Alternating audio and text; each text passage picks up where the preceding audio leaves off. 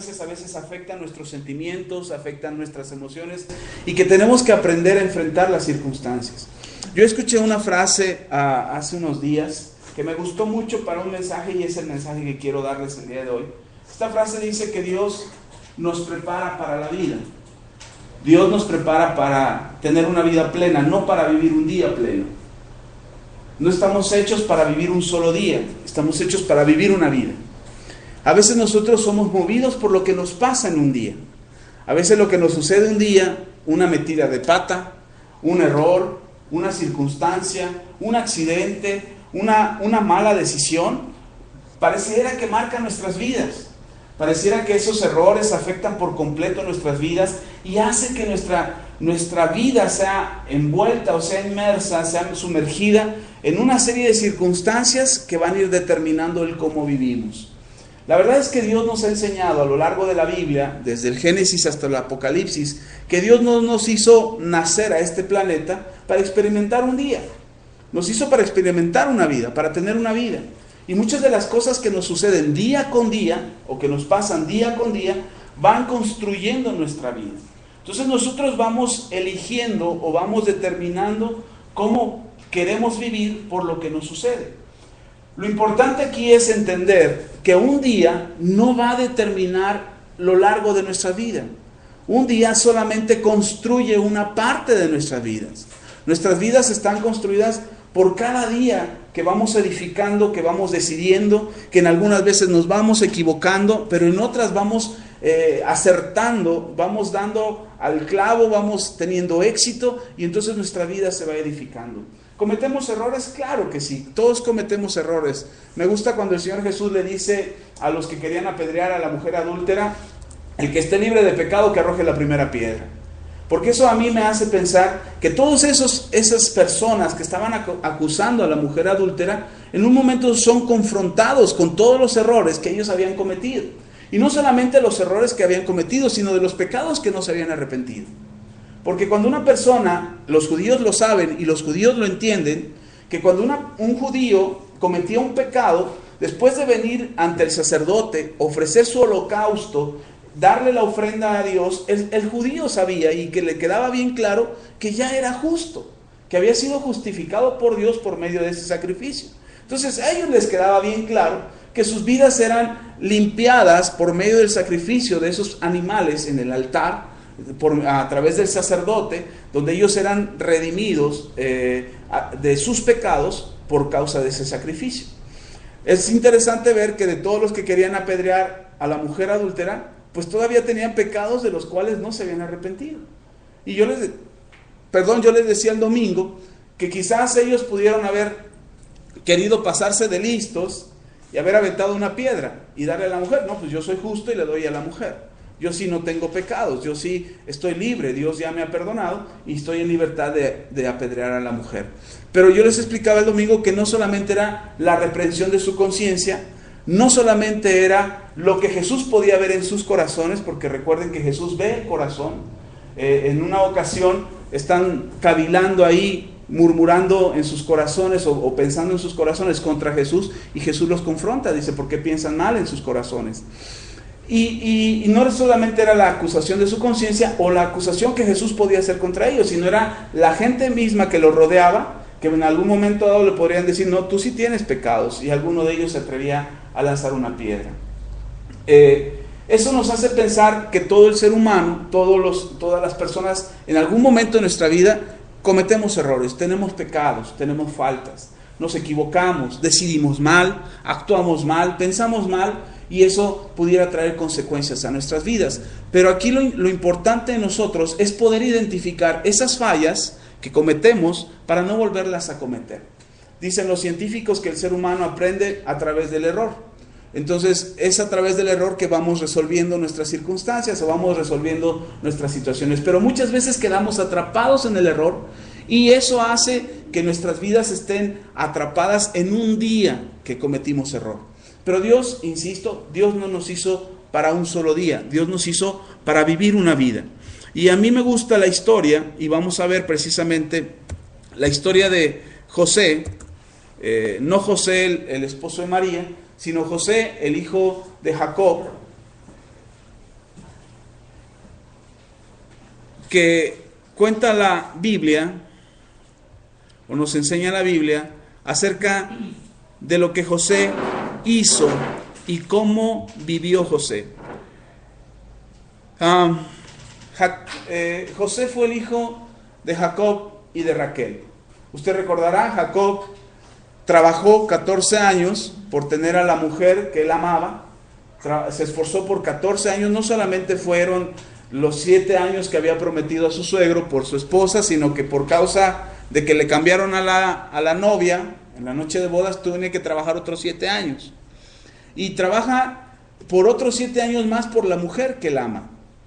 Esa era la mujer que él amaba, pero no deshonró a la hermana, a la primer mujer que le dieron. No la deshonró, no la avergonzó, no la humilló, simplemente él peleó más por lo que quería. Y de este amor que tenía con Raquel, que no podía tener hijos Raquel, finalmente nace su hijo José. José para Jacob era como su hijo preferido, era su hijo amado. Por cierto, el domingo, no se lo pierda, le voy a hablar de quiénes somos o quiénes son los hijos favoritos de Dios. Y José tiene este hijo con Raquel, al que amaba mucho, al que admiraba mucho, apreciaba mucho. José era un muchacho muy inteligente. Jacob no lo manda a cuidar ovejas como a sus otros hermanos. Jacob decide quedarse con José en casa, le enseña cultura, le enseña ciencia, lo que Jacob sabía. Jacob era un hombre muy inteligente, muy astuto, la Biblia lo describe como un hombre muy astuto, y Jacob se encarga de enseñarle a José lo que él tenía. Además lo distinguía entre todos sus hermanos al darle la túnica de colores, la famosa túnica de colores, como un reconocimiento del amor que él tenía por su hijo. Eso le molesta más a sus hermanos todavía. Si de por sí no salía a trabajar con ellos, y todavía lo deja en casa, cuida de él, y todavía le da un reconocimiento, quiere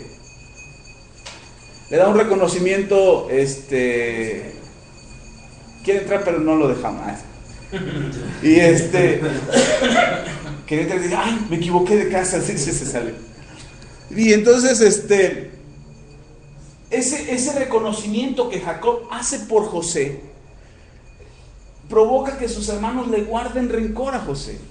Y entonces parecía que la vida de José tenía un propósito divino que sus hermanos no podían entender, que aún su padre no podía entender, pero José sí lo alcanza a entender. José sí alcanza a comprender que su vida tiene un propósito, tiene un diseño divino, que cada día que pasaba era parte de construir su vida, no era lo que iba a determinar su vida. A José le sucedieron tantas cosas en diferentes momentos de su vida, en diferentes instantes de su vida, que podríamos decir, híjole, qué mala suerte la de José. Todo lo malo le pasa a José, todos los acontecimientos perversos fueron planeados contra José. Pero José no pierde de vista, no pierde de mira o de su objetivo el plan y el diseño de Dios. Dios le habla a José a través de un sueño. Puede ir ahí a Génesis.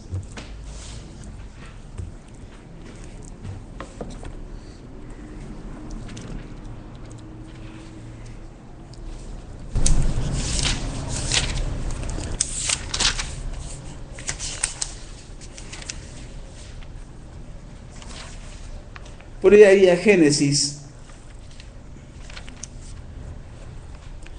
capítulo 37. Vamos a saltearnos los versículos, no porque queramos omitir algún pasaje, sino para darle fluidez al tema de esta noche. Ahí en Génesis capítulo 37, vamos a leer el versículo 3, dice: y amaba Israel a José más que a todos sus hijos, porque lo había tenido en su vejez y le hizo una túnica de diversos colores. Ahí es la primera distinción que hace Jacob de su hijo.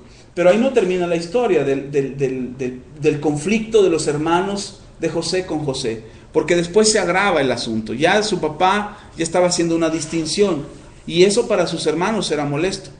El problema más grave fue que sus hermanos se dieron cuenta que Dios también podía hacer una distinción entre todos ellos y José.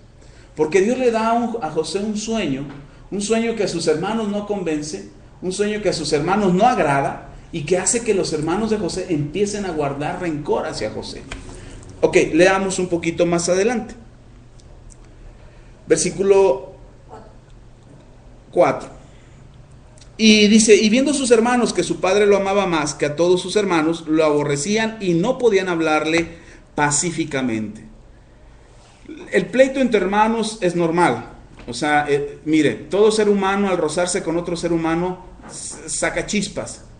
Por eso me gusta lo que dice Proverbios capítulo 27, que dice que el hierro con hierro se aguza. O sea, el hierro con hierro se saca filo. Y el rostro del hombre se aguza o se afila con el rostro de su amigo. Cuando usted saca filo al hierro, con otro hierro, lo que hace es sacar chispas. Cuando el hombre es perfeccionado con el rostro de su hermano, con el rostro de su amigo, también saca chispas. Y por eso el pleito entre hermanos es normal, porque es el afilarse, el sacarse chispas el uno al otro para irse mejorando. Pero aquí el asunto no era nada más sacarse chispas. Aquí el asunto era que ya los hermanos de José ya le estaban guardando rencor a José. Y dice más adelante, versículo 5, y soñó José un sueño y lo contó a sus hermanos y ellos llegaron a aborrecerle más todavía. ¿Cuál era el enojo de los hermanos? El enojo era de que ya de por sí mi papá te da preferencia y ahora resulta que Dios te da preferencia. Porque el sueño consistía en que José veía unas espigas, un manojo de espigas, y él estaba, su espiga de él, o él que representaba una espiga, estaba al centro y todos sus hermanos se inclinaban hacia él. Y eso molestaba a sus hermanos. Ahora resulta, no solamente papá te quiere a ti más, sino que ahora resulta que Dios te quiere a ti más. Y eso era muy difícil de entender para los hermanos. Esto empieza a crear un conflicto. Ya empiezan los problemas para José. Los problemas ya estaban, pero ahora se empiezan a agudizar. Y entonces empieza a tener sus días malos. José empieza a tener días malos, problemas con sus hermanos, problemas en casa. Imagínense a los hermanos viniendo de trabajar, y además de que José era el más chico de todos, era el más pequeño de todos los hermanos. Ya Judá ya era un hombre con esposa, con hijos, y resulta que llegaban a casa de papá y se encontraban con el hermano menor y se lo soqueteaban, lo menospreciaban, lo insultaban, lo hacían a un lado. Los días malos de José ya habían empezado y se estaban complicando cada vez más. Después tiene un segundo sueño, donde ahora no solamente sus hermanos no lo entienden, sino que también su papá no lo entiende.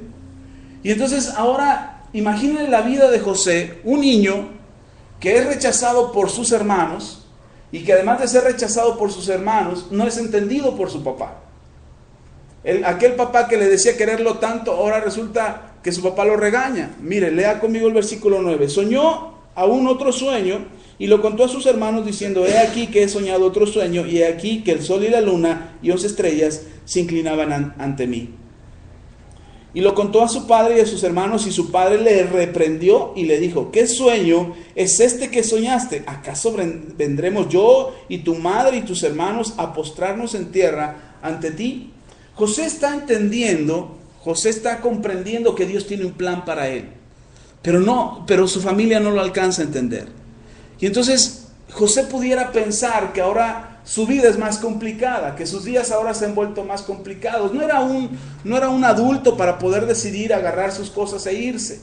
Era un jovencito, donde lo único que sabía hacer era leer, escribir, quizás hablar 2, 3 idiomas, porque era un hombre preparado, su papá se había encargado de enseñarle.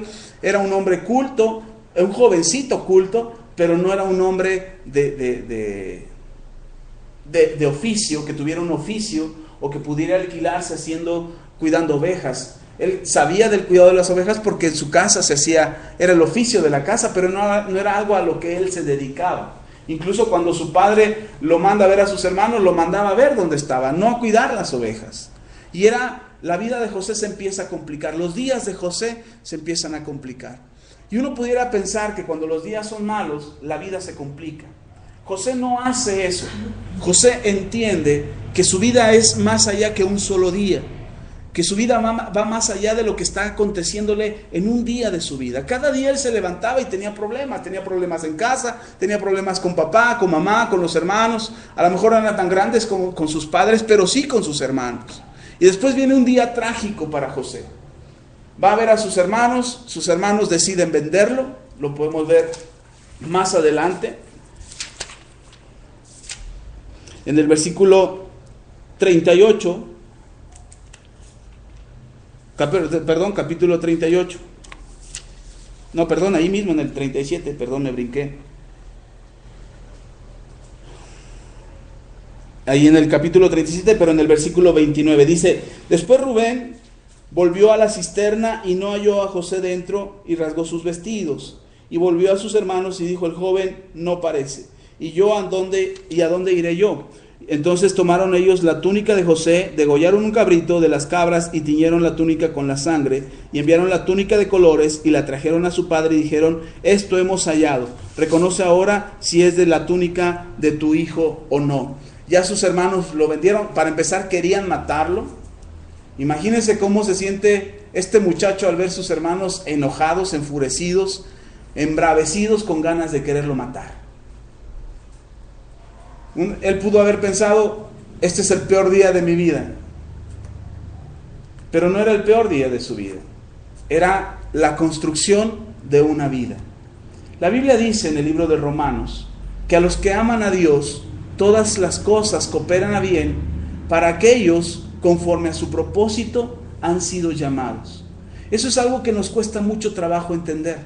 Pareciera que las cosas malas que nos pasan, pareciera que las cosas malas que nos suceden están perjudicando nuestras vidas, están dañando nuestras vidas, están haciendo que nuestra vida se estropee, que nuestra vida sea peor de lo que hemos vivido hasta ahora. Pero tenemos que entender o tenemos que conocer que nuestras vidas tienen que ser edificadas, tienen que ser construidas. Y entonces los días o los sucesos que nos acontecen cada día tienen que contribuir para bien. Cuando el apóstol Pablo dice en Romanos que todas las cosas cooperan para bien, a veces nosotros no lo entendemos. ¿Qué es lo que se encargó José? ¿De qué se encargó José? De amar a Dios. José no perdió de vista que Dios tenía un plan para él, que Dios tenía un propósito para él, que ese propósito tenía que cumplirse. ¿Cosas malas nos pasan? Sí, cosas malas suceden. El mismo Señor Jesús dijo: es imposible que no vengan tropiezos, no puedo evitarlo. Es más, el Señor Jesús dijo: habrá dolor en sus vidas, el mundo va a estar contra ustedes, pero no teman, yo ya vencí al mundo. Entonces, situaciones difíciles van a venir a nuestras vidas. Pareciera que cuando venden a José era el fin del mundo para José. Se acabó, se tuvo que ni siquiera le dieron tiempo de despedirse de su papá y de su mamá, ni siquiera le dieron tiempo de agarrar sus mejores ropitas o sus mejores cositas para poder llevar la vida que iba a tener adelante. No, solamente con lo único que llevaba puesto fue con lo que se deshicieron de José. Y pareciera que su vida estaba marcada con sucesos graves. Llega como esclavo a Egipto y ahora, déjeme decirle algo, los hermanos de José venden a José a unos ismaelitas. Los ismaelitas son enemigos de los israelitas. Los ismaelitas son enemigos de los hijos de Jacob. Los ismaelitas son los árabes. Los que hoy están peleando contra Israel son los ismaelitas, los hijos de Ismael. Le están entregando a un judío o a un hebreo, se lo están entregando a un hijo de Jacob, se lo están entregando a manos de los enemigos. ¿Qué es lo que ellos pudieron haber pensado? Pues lo van a matar. Van a hacer de él lo que ellos quieran. No va a estar en nuestras manos la sangre de nuestro hermano, pero sí va a estar, los enemigos le van a dar muerte seguro. Pero el plan de Dios tenía que cumplirse. El propósito de Dios tenía que ser realizado en la vida de José. José llega, es vendido como esclavo. Dice el versículo 3, en el versículo, capítulo 39, versículo 1, dice: llevado pues José a Egipto, Potifar, oficial de Faraón, capitán de la guardia, varón egipcio, lo compró de los ismaelitas que lo habían llevado allá. Fue llevado de su tierra a una tierra extraña, a una tierra ajena para él. Fue vendido como esclavo, después de ser el favorito de papá y según sus hermanos el favorito de Dios. Fue vendido como esclavo. ¿Qué bueno podría tener eso para la vida de José? Según nosotros, o según a cualquier persona diría, pues no, nada bueno. Todo se estaba complicando. Pero insisto, Dios no nos hizo para un día, Dios nos hizo para una vida. Entonces, a veces las cosas que nos pasan en un día, o en 2, o en 3, o en 4, o quizá los primeros 20 años de nuestra vida, o quizá los primeros 30 años de nuestra vida, parecieran no ser favorables, parecieran no estar a favor nuestro. Pero Dios está pensando en construir una vida en nosotros. Dios está pensando en hacer que se cumpla el diseño por el cual Él nos formó, por el cual Él nos estableció. Dios quiere hacer ese diseño, Dios quiere hacer ese plan. Y entonces cada día que pasa, cada suceso que acontece en nuestras vidas, pensemos en lo que dice el libro de Romanos, que todas las cosas cooperan para bien. Es verdad, hay cosas que no son muy agradables, hay cosas por las que no hay que, así como que, ay, qué bueno que me está pasando, ¿no? O sea, qué bueno, qué chido que me está pasando a mí. No, pero tenemos que entender que no es ese día el final de nuestros días. José lo que estaba viendo era a futuro, él tenía una esperanza. Y entonces podemos leer ahí en el capítulo 39 cómo José empieza a construir una vida nueva. Empieza a irle bien, está al servicio de Potifar. Potifar no era cualquier egipcio, Potifar era uno de los generales principales de la casa de Faraón, era una persona importante, era un hombre prominente, rico, de gran valor para la comunidad egipcia, pero él era esclavo solamente. Empezó a subir de limpiar pisos a escalar, a ser un mayordomo, después a escalar, a ser el encargado de ciertas áreas de la vida o de la casa de Potifar, hasta finalmente ser el brazo derecho de Potifar. Eso no se construye de la noche a la mañana. O sea, no crean que José llegó, inmediatamente Potifar lo tomó, este es bueno, venga, tú eres mi brazo derecho. No, José tuvo que picar piedra, como se dice comúnmente en las empresas, tuvo que picar piedra, tuvo que empezar de abajo, tuvo que ganarse la confianza y el respeto de Potifar para que Potifar lo pudiera poner como su brazo derecho. Y cuando parece que todo marcha bien, cuando parece que todo va bien, sucede otro día desagradable en la vida de José. Y podemos ver ahí en el capítulo 39, versículo 13, dice, cuando vio ella, desde el 10, hablando ella a José cada día y no escuchándola a él para acostarse al lado de ella, para estar con ella, aconteció que entró él un día en casa para hacer su oficio, y no había nadie de los de la casa allí. Y ella lo asió por su ropa, diciendo, duerme conmigo. Entonces él dejó su ropa en las manos de ella y huyó y salió.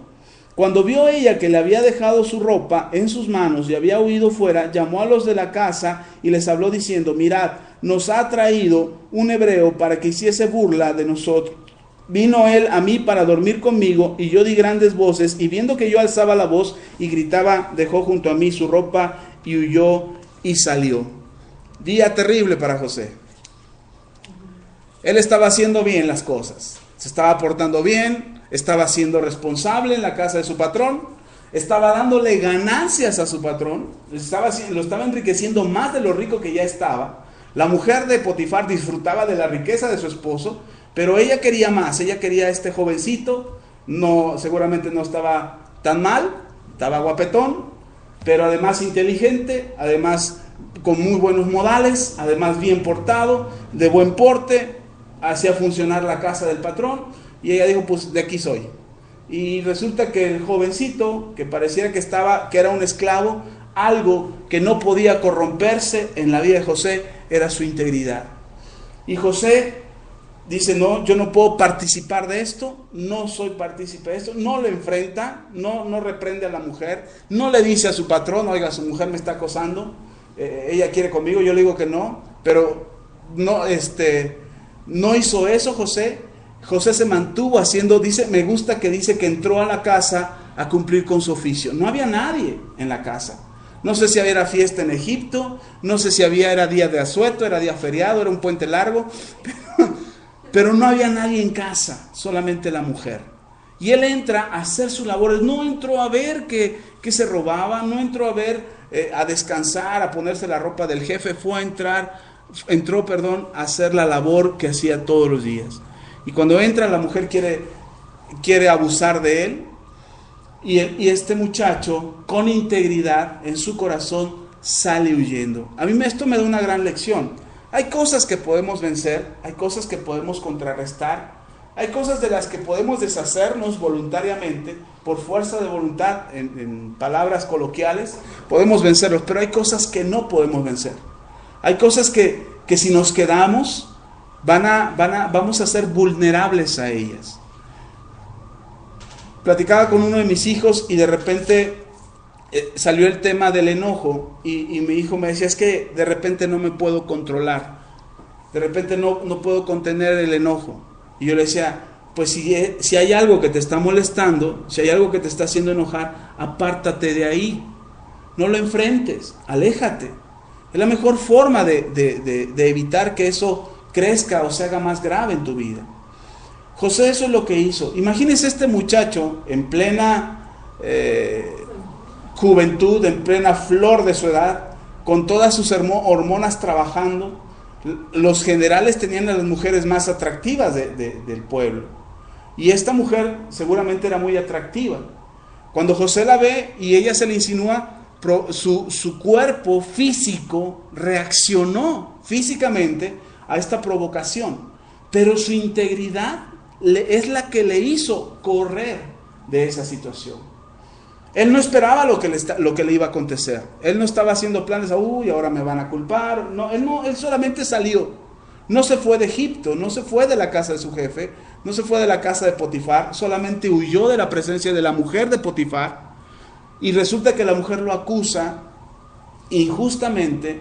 El hombre, el esposo Potifar, cree en esta acusación. Los de la casa creen en la acusación. No se lo pueden imaginar, no pueden concebir que este muchacho que tanto hizo prosperar la casa de Potifar ahora sea un traidor o sea un abusivo de la confianza de su amo. Es enviado a la cárcel, es llevado a la prisión y pareciera ser otro día trágico en la vida de José. Pero insisto otra vez, José no está pensando en lo que le acontece cada día. José está pensando en la vida que Dios planeó para él. En su corazón está latiendo ese sueño. Él no sabe si va a volver a ver a sus papás, no sabe si va a volver a ver a sus hermanos, pero él tiene presente en su corazón ese sueño que Dios le da acerca de que él era como esa espiga que no se doblaba y las otras espigas sí se doblaban, o como esa estrella y esa que le rodeaban las otras estrellas que eran sus hermanos, y la luna, aún la luna y el sol que era su papá y su mamá, y se inclinaban ante él. Él seguía pensando en ello, él seguía consciente de que Dios tenía un plan para su vida. Me gusta lo que dice en el capítulo 39, versículo 2, dice: mas Jehová estaba con José, y fue varón próspero, y estaba en la casa de su amo, el egipcio. Me gusta lo que dice que Jehová estaba con él. ¿Los días eran buenos para José? Sí. Estaba batallando, era esclavo. Él podía decir: qué día tan maravilloso, soy el esclavo preferido de Potifar. No, él estaba batallando, pero una cosa tenía presente: Dios estaba con él. Y esto es lo que hacía que José se mantuviera en esa integridad y en esa confianza de saber que lo que venía más adelante era mucho mejor que lo que estaba viviendo en ese día. Hace unos años atrás, a mi esposa, a mí, a mis hijos, nos estaba yendo muy mal financieramente. Entonces un día yo me desesperé y yo oré al Señor, creo que esta etapa ya se las platiqué. Desesperadamente oré a Dios y le dije: Señor, esto tiene que cambiar. Y vino a mí una frase que es mi lema de todos los días. Algunas veces la han escuchado ustedes. Yo soy de la idea de que lo que te está pasando ahora, si es malo, si las circunstancias no son favorables, si lo que te está pasando no es agradable para tu vida, no quiere decir que sea tu situación final. Es una estación por la que tienes que pasar. ¿Alguna vez se ha subido al metro Pino Suárez a plena hora pico, cuando está hasta el tope la estación, y que usted se sube y que no se sube, lo suben y lo llevan ahí de brinquito y lo bajan de brinquito?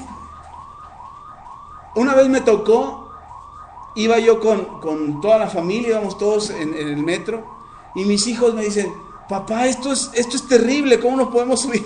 ¿Cómo la gente puede viajar todos los días? Le digo: mira, no es que sea terrible viajar en metro, es la estación la que se vuelve terrible.